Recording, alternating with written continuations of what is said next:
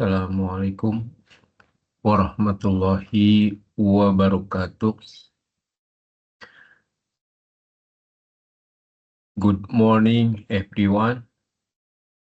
Today, we want to talk about the auto-scaling, one of a core pillar of modern cloud infrastructure. Auto-scaling is automatically how to adjust your compute capacity for a real demand. So your application always have enough resource, no more, no less. Let's see about our presentation. Here's some factor about fundamental. First, for scaling, yeah, and 300-second of cooldown, 99.9% of service level agreement availability, and then 40% saving, cost saving. Okay, these four factors related to auto scaling feature of yes, auto scaling feature.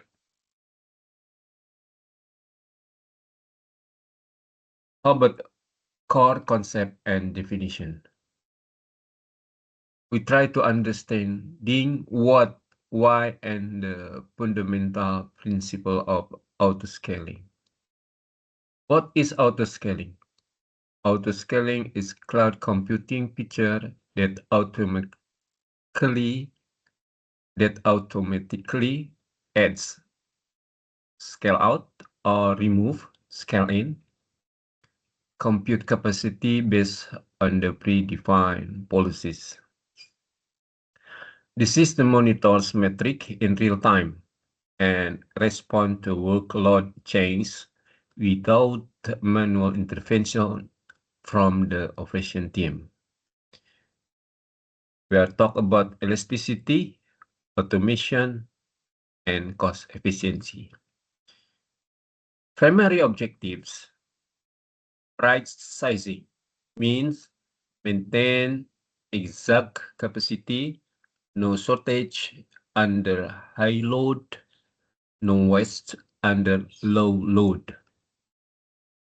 High availability, 99.9% plus service level agreement automatically maintains through replication and load distribution. Pay as you go. Pay only for capacity actual use. Eliminate over provisioning costs. That's the primary objective of the auto scaling. Scaling dimension and types. For approach for adjusting infrastructure to the capacity. Horizontal scaling, how to scale up, scale out, and scale in. Add or remove the number of a server instance. No downtime, high fault tolerance, the most widely used approach in modern cloud architecture. Vertical scaling. Increase or decrease instance capacity for perspective of CPU, RAM, or storage. Required instance restart, limited by maximum hardware capacity. Third, diagonal scaling. A combination of both horizontal and vertical scaling simultaneously, used when a single dimension is insufficient to meet workload demand. And the last, multidimensional, means that scaling across multiple layers simultaneously, compute, storage, database, and network, required for microservices and distributed system architecture. Let's talk about scaling dimension and time.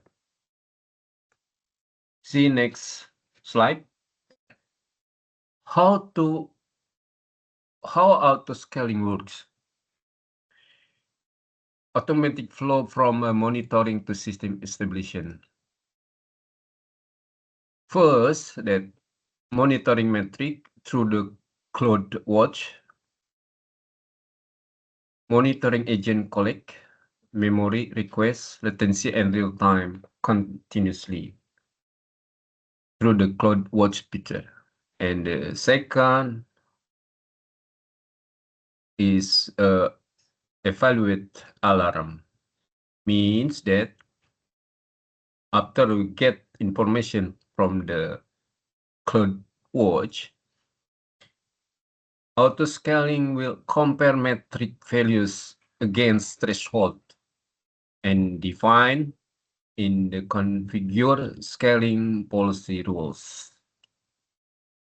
So it means before release alarm, the evaluate alarm will be combined between data from the CloudWatch and then compare with the scaling policy rules. Third, trigger action. After we compare data from alarm, trigger action mean active alarm trigger the auto scaling group to perform the scale out or a scale in action. For provisioning means that new instances are launched from a launch template including AMI. AMI mean Alibaba image and instant type and security group. That is provisioning scope. And next step is a health check. Before containers launch, they will check first new instance is ready to accept the traffic before adding it to the active pool. And the last, cooldown, means that waiting period default is 300 seconds. Prevent repetitive scaling action before the system restabilizes.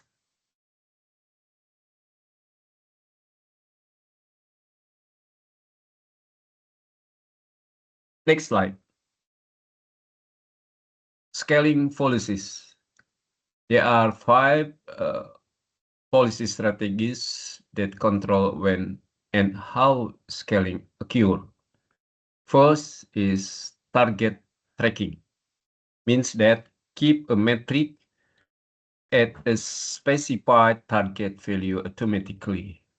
Simplest to configure and recommended for most use case. Next step is step scaling.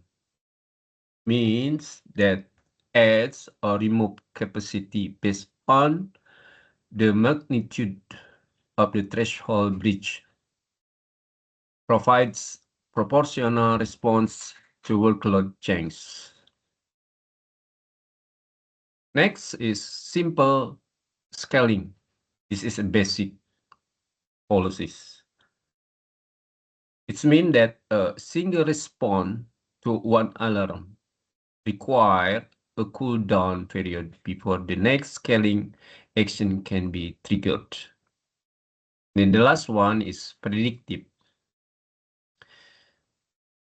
schedule scaling. Chain capacity based on a known time schedule, ideal for workload with predictable and recurring traffic patterns. That's all about the scaling policies. Next slide, we talk about the auto-scaling architecture component. There are some items there. We're talking about load balancer. That means we have to see the event traffic distribution. And how about health check instances? And about SSL termination and also session affinity.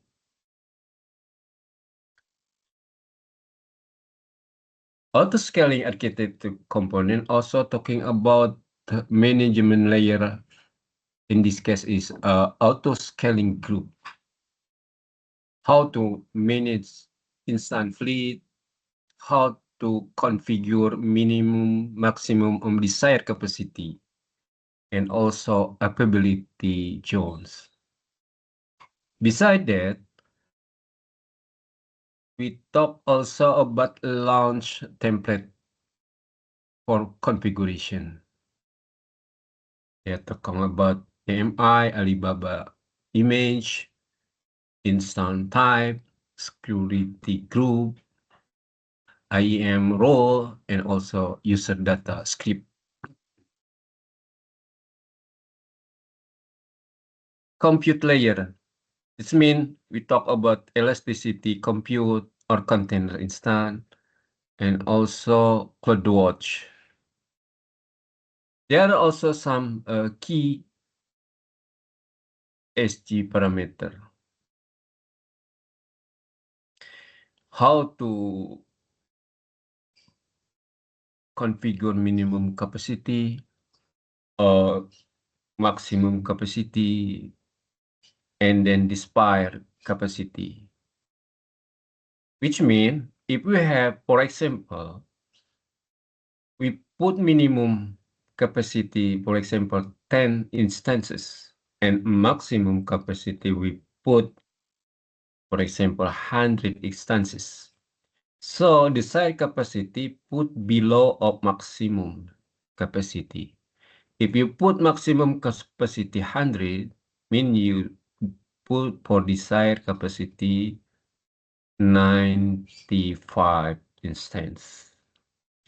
And cooldown period, we can use default. It means we can use 300-second cooldown period. Meanwhile, for warm up period, it's range between 60 until 120 seconds. That's all talking about scaling architecture component. Next, about key metric and platform comparison. Most commonly use scaling trigger and comparison of three major cloud providers. From Alibaba, also from Google, and then Azure. That's a big player in the world who provide the cloud computing. Most of frequency use scaling metric. They are using metric like CPU utilization, request count, memory usage, network input output, latency, custom metric, and so on. Meanwhile, here we also get a comparison between three big players who provide cloud computing. For example, we talk about some picture, yeah. Minimum instances, predictable machine learning, default cooldown, custom metric, spot or preemptible, container spot, and health check. You can see a comparison table here. Okay. And next, talking about benefit and best practice. First is high availability. What can get the benefit from if we use cloud computing? First is high availability, 99.9% plus service level agreement automatically maintains through instant replication and workload distribution across availability zone. Cost efficiency. Eliminate over provisioning. Pay only for capacity actually used. Cost optimization up to 40% versus fixed capacity deployment. Elastic scalability. Automatic response to traffic spike without operation team intervention. Scale from 2 until 200 instances within a minute. Next benefit is fault tolerance. Unhealthy instances automatically replaced with no downtime. Minimum capacity it always maintains even during hardware failure. Next benefits is implementation best practice. Best practice mean that how we can configure and then how we can start up stateless life cycle and warm up. We can get all about best practice from their repository. So with this best practice, we can try any scenarios and we can also have template. How, for example, we configure our template security group, how we can configure policies and so on.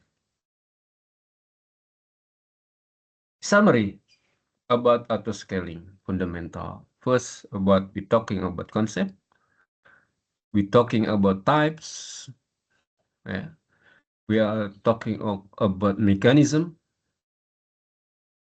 We are talking about policy. We are talking about architecture and best practice. So thank you for your watching. We hope we can take advantage for this session for all. Thank you. Bye-bye. Terima kasih. Assalamualaikum warahmatullahi wabarakatuh.